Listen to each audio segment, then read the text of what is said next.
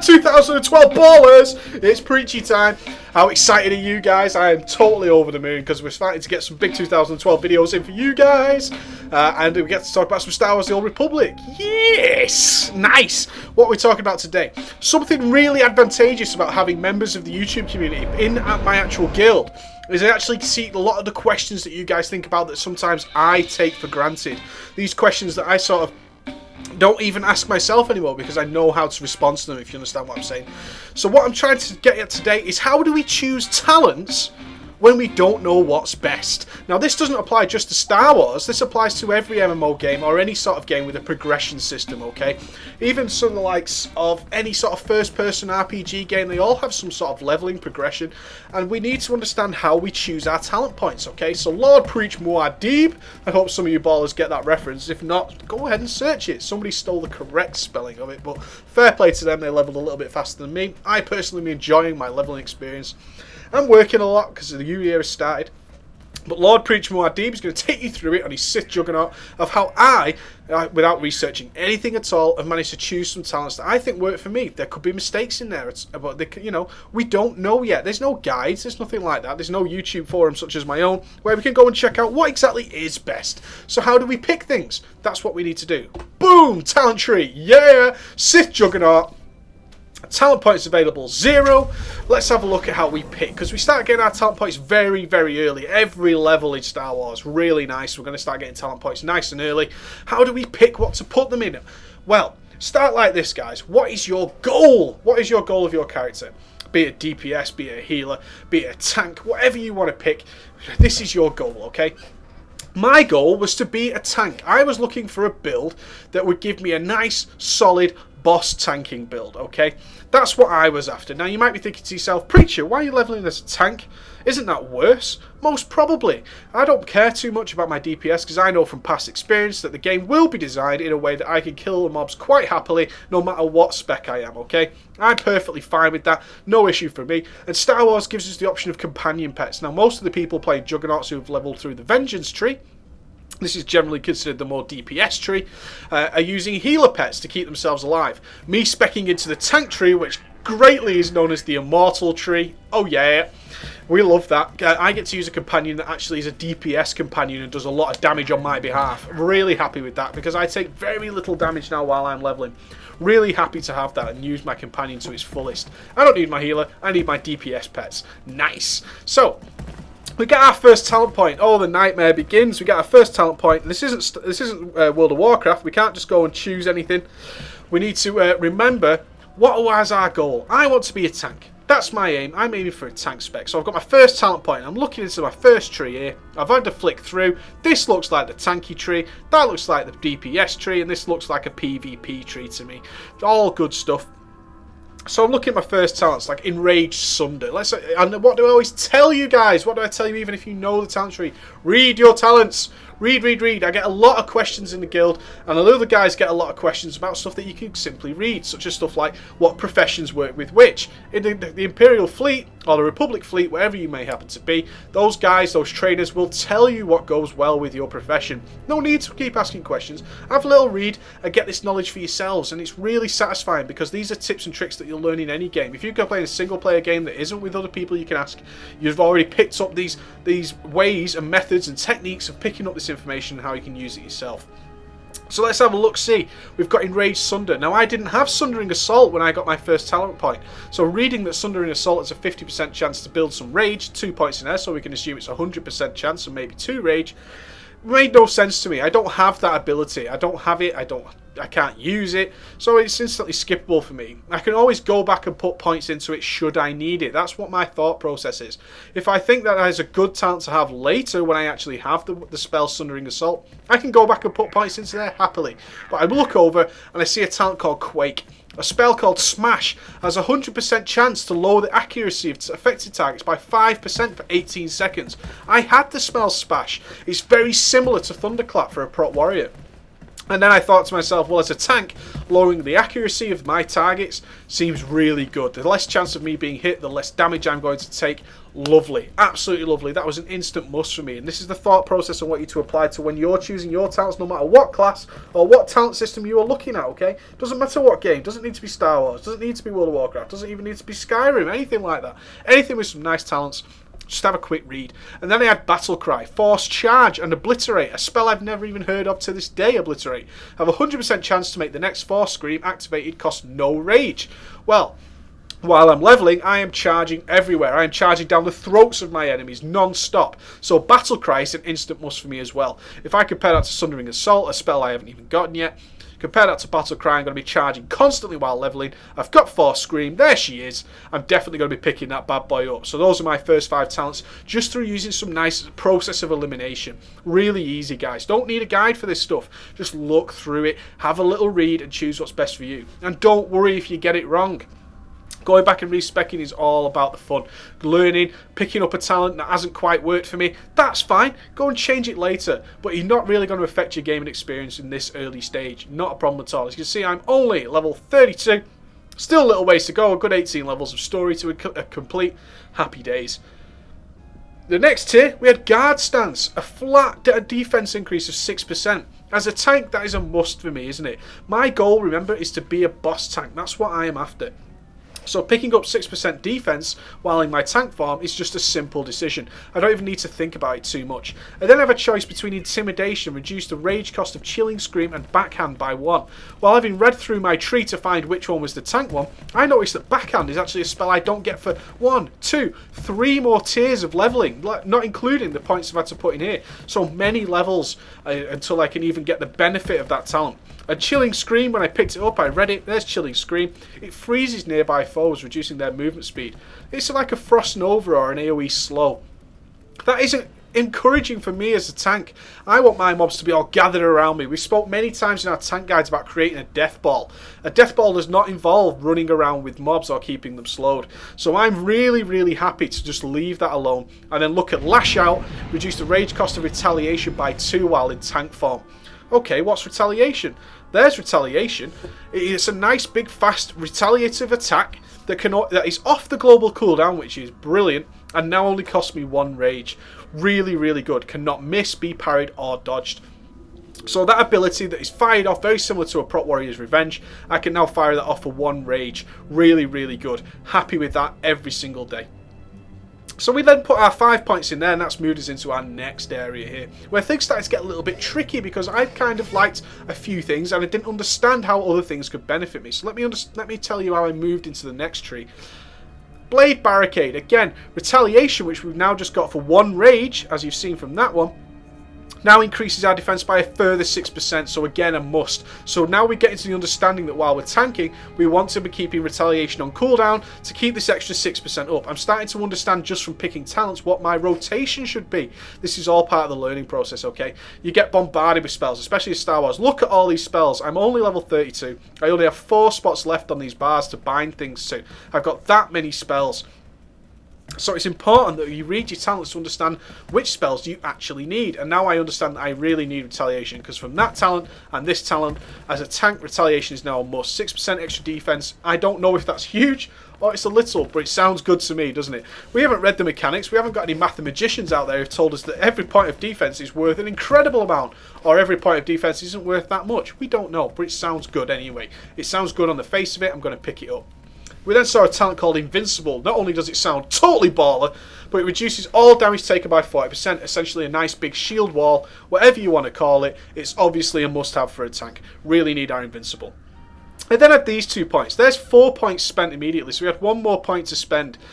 Looking at Heavy-Handed, I read increase the damage dealt by Backhand, which I just said I can't get till way down the tree. I've got another at least 6 levels to pick that up. Smash, which I have, which is always nice because I'm using Smash pretty much on cooldown to keep up my reduced accuracy debuff on the mobs. And Sweeping Slash, which is a spell that I didn't actually get until level 32. Whew. So, out of those 3 points, which is a lot of points invested in the game, 3 talent points is a lot, I'm only actually getting the benefit of 1 spell. So when I reached this talent level, Sweeping Slash was unheard of, Backhand was well away, I knew exactly how far Backhand away, it's well up there. And then I read, Unleashed reduced the cooldown of our Unleash by another 15 seconds. What is Unleash? Unleash is essentially a PvP trinket if you're comparing it to World of Warcraft. But basically it removes you from all incapacitating effects and movement impairing effects. So if you get stunned or anything like that, all that good jazz, this is going to break it for you. Now you might think, well, Preacher, why have you expected something that sounds like, on the face of it, it's from PvP? What you'll realise as a tank, guys, is that when you charge into a lot of mobs, especially in the dungeons, this starts very early, even in the Black Talon and Athis instances, is that you get stunned straight away. Happens all the time. And when we're a tank and we're stunned and we're not getting dispelled, what's going on? The mobs are running loose. They're attacking the healer. Your DPS is attacking all the mobs. You are now so far behind on threat that it really starts to make a big difference, okay? Really starting to notice that difference on threat. You're starting to fall behind from the very beginning, and we do not like that, do we? What do we always teach in our tank, guys, is getting there first. Every little global cooldown extra you can manage on those mobs before your DPS gets there, the better off you're going to be in the long run. And we've already said in our previous video, tanking in Star Wars is not as easy as it is in World of Warcraft. We don't have huge threat modifiers all the time. Perhaps it will come easier at later game, but in a game where we're leveling and tanking, and certainly people are going to be higher level than us sometimes, we're going to be struggling to hold aggro. The level difference makes a tremendous amount of difference to damage in this game. So having these extra little abilities really comes into their own. So picking up Unleash and reducing that cooldown, on the face of it, sounded brilliant to me to move into our next tier. So I went ahead and put 1 point in that to get my Unleash down nice and tidy. And so then I got access to the next tree. Now what you're noticing, I only put 2 points in here. So why was that? Well, let's take a quick look. Shield specialization was the first talent that I noticed. A passive ability, so I don't gain a new spell, increases my chance to shield by 4%. I'll tell you now, ballers, I have no idea how this shield particularly works. I know that in my offhand, I have a shield generator. It has a 20% and a 5% chance to generate me a shield. As a tank, that sounds amazing. I want a shield, because a shield, in essence, absorbs damage. The less damage I take, the happier the whole world is. We're all shiny ballers. It could be that when we look into the numbers and all the working outs, when we can finally do that kind of stuff, the shield actually does very little, and the high-end tanks or the people who are working on the numbers and crunching those mathematics are going to say to us, yo man, your shield isn't that great. In fact, you might want to use those points elsewhere. But on the face of it, until we get to that stage, I could look at that and say, well, from a tank point of view, an extra chance to generate a damage absorbing shield sounds fabulous. I'm going to pick that up. That's 2 points for me. And then I'm going to think, where's my next 3 points going? Revenge. While in tank form, parrying and deflecting, shielding or resisting an attack has a 25% chance to grant revenge, reducing the rage cost of your next force, scream or smash by 1. Last 10 seconds, it stacks up to 3 times.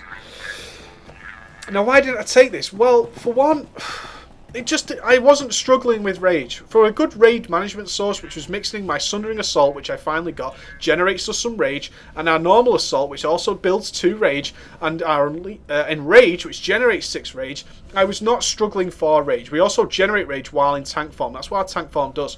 So on the face of it, that didn't actually seem that fabulous to me. I looked at it and I thought, it's okay, it's got a stack 3 times. Maybe I'm going to be parrying and deflecting and shielding a hell of a lot at a higher level, in which case this is going to be just constant free attacks. Maybe it's pretty good. Maybe it is pretty good. But at the moment, I don't need that rage. I'm not going to benefit too much from that. And then I looked at Throne Gauntlet. Reduced the cooldown of Threatening Scream, which I haven't got. I don't have a Threatening Scream. The closest I've got Threatening Scream now. But Talents all the enemies in AoE taunt. Pretty good, but at this level I've only just got it. I really have only just got that spell. So at the time I didn't have Threatening Scream, and Force Push by 7.5 seconds. Force Push knocks targets away. It's our knockback. It knocks them quite a long way away. And as a tank, when we're creating this death ball, I don't like to push mobs away. I really don't. So on the face of it, again, didn't seem too great. As you guys know, I'm not a big fan of taunting. I like to have solid aggro anyway and use taunt as an emergency. Maybe it'll come to the time when I need to use that AoE taunt more and more. At the moment, I don't feel I do. I feel like I'm holding solid aggro on all the mobs. I'm feeling comfortable with it. I'm really comfortable with just using my one taunt, which has a huge cooldown of 15 seconds. I'm happy with that. No problem at all. So I had these 3 extra points. So looking at those, I wasn't happy. But then I thought, heavy-handed. I haven't put points in there in the past. But looking at the idea of a sweeping slash, I knew that my AoE threat was pretty garbage because I only had 1 AoE spell, which was on a 15-second cooldown, and that was smash, and it doesn't do a great deal of threat anyway. So I thought to myself, well, backhand, reading it, generates a high amount of threat. That sounds really good. So, you know, if it's generating more damage and a high amount of threat, that sounds awesome. So I went back and stuck those 3 points into heavy-handed. Although I wasn't immediately getting the benefit, I kind of realised pretty soon I'm going to have that benefit. And lo and behold, I did get sweeping slash pretty soonish. Really worked out well. Force grip. We then moved into our next tier where I finally got backhand. Our first ability that actually says it generates a high amount of threat. Tanking in Star Wars in the early days is not easy. We have literally the crutch of our tank form to generate threat, but in general we're doing weaker damage than our comparative classes, okay? We're doing much less damage than the other DPS spec Juggernaughts, and especially those bounty hunters using their death from aboves and all that good jazz. We're definitely doing less damage, so we're using the crutch that is our tank form and hopefully some high-end ability spamming and balancing our threat across to really help us out. Now we picked up backhand. Yes, it has a huge 1 minute cooldown. I was kind of hoping this was going to be a shield wall, but then noticed the 1 minute cooldown, but still generates a high amount of threat. So now I think when I jump into a boss, I want to get backhand on cooldown immediately. It's going to generate a nice big push of threat at the very beginning. Boom, we're going to start getting some solid aggro, so a definite pickup. I then looked at Force Grip, which is essentially a CC. It chokes the target. It doesn't need to be channeled, applying its full effect over 3 seconds. The problem with spells like this is I'm going for a boss build. If we're getting back to the original goal, my goal is to tank a boss. I'm unlikely to find a boss that can be force gripped, especially a raid boss or a really heroic boss. I could be wrong, but my knowledge says to me, my experience says to me, I'm probably not going to be able to force grip a big boss. So that might actually not be as useful to me as it appears on the face of it. And then I've Crash.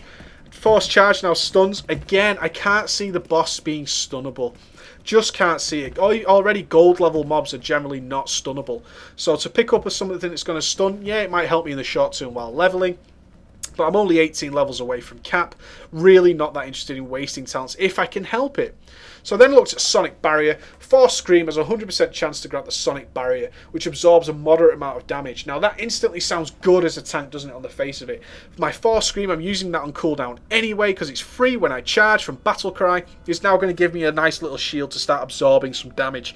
Really happy with that. And now I can tell you while I'm grinding as a tank, I barely ever lose any health because I'm Force Screaming constantly every time I charge into a new pack. I get my bubble. It's only a moderate amount of damage by any means, but it's still a shield nonetheless. It's less damage taken, and tanks like less damage taken, don't we? That's what we're about. We're not about being awesome threat machines. We're about taking less damage. That's what we're about. So that's where my talents are right now. But what's my planning? Where am I going next? Where's my next talent point going? Because I've already said I don't like Crash and I don't like Force Grip. So I need another couple of points to get up here into the Dark Blood. That's where I'm looking to get. I need to spend 25 points to get up into this final tree. So I've got 2 points to play with. On the face of it, I'm looking to probably reduce Unleashed even more. Just to make sure, because I have had times when I've been sunned again. I haven't had Unleashed ready again. If I can bring that down by another 15 seconds, I'll be really much happier, much more comfortable. That leaves me with 1 extra point, a sort of filler point. Where am I going to stick it? I could stick it in Revenge, so I start building that up. Can I use it? Maybe, maybe not. Throwing Gauntlet, 7.5 seconds is a long time to reduce that spell down. But again, I'm not using it a great deal. Maybe I'll use it in the future. And Intimidation, reduce the rage cost of Chilling Scream and Backhand by 1. Backhand has the same cooldown as Enrage, which gives me Rage. So, you can see, ballers, it's a tricky point to place for me. And I'm just probably going to choose something along that. I'm probably going to choose Revenge to get that stacked up. Really, it's going to be a constant benefit to me, whereas these spells aren't really a constant benefit to me. It's a tie between these two to stick that extra point, but that is certainly going to move me into the next tree. And from there, your life is simple as an Immortal Juggernaut. Really is easy. Sweeping Fury, increase the frequency at which Cereso form generates Rage. Lovely. In addition, Sweeping Splash, and we can assume because it's 33.3 and 3 points, it's going to be 100%. Sweeping Slash and Vicious Slash are going to have a 100% chance to reduce the active cooldown of Enrage, and Enrage gives us more rage. So I can sort of see my AoE rotation coming into its own, using Smash, using Enrage to generate rage, and then using Sweeping Slash to really reduce the cooldown of Enrage, to fire it off again and continue those Sweeping Slashes. And then we've got Dark Blood, increase the duration of our Endure Pain, this little ability down here, which is our Last Stand if you want to be comparative, or Frenzied Rejuve. It's going to increase our health, our nice big Last Stand, a little health boost, and reduces our elemental internal damage reduction by 2%. Logging out, damn you Star Wars, go away. Reduce it by another 2%, hopefully 4% with 2 points in there. I can't tell you that for sure right now. But again, this is how we work it, and this works for every tree, DPS or not. It's not about constantly saying, What's everyone else spec'd into? What are you spec'ing into? What spells are you trying to use? That's what's important. And then we finally got Crushing Blow, which I'm certainly going to pick up. It crushes the target with a mighty blow, dealing huge damage, stacking 3 stacks of Sunder armor on there, 15-second cooldown, and also if you've got 5 stacks of Sunder, it's going to do incredibly more damage. Really, really good. That's going to be my Immortal tree. And then we're going to move over to here. I'm going to save that for you guys, because I'm going to do a little bit of play on what I'm going to choose there. That's what I'm all about. So that's how we do it, guys. You can apply this to any game that's got a leveling system. This is how we pick our talents when we're not exactly sure what to do. A little bit of common sense. Take your time. Enjoy it. It's not about, oh, I need to spend this talent point. I need to spend this talent point. Not about that at all, ballers. It's all about using your time wisely and just having a little think about what's going on. Just use your brain and enjoy it a little bit, and then you'll find yourself more fun because you'll start learning which talents work together nicely. And that's what it's all important. You'll start learning your rotation purely because of how you spec out your character. Hope that's helped you out, ballers. I'll see you again.